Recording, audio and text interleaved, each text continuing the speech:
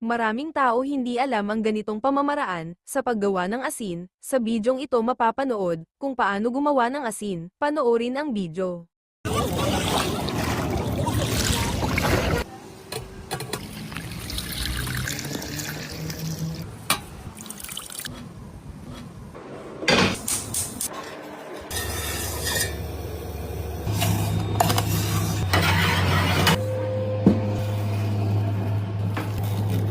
Maraming tao hindi alam ang ganitong pamamaraan sa paggawa ng asin. Sa bidyong ito mapapanood kung paano gumawa ng asin. Panoorin ang video.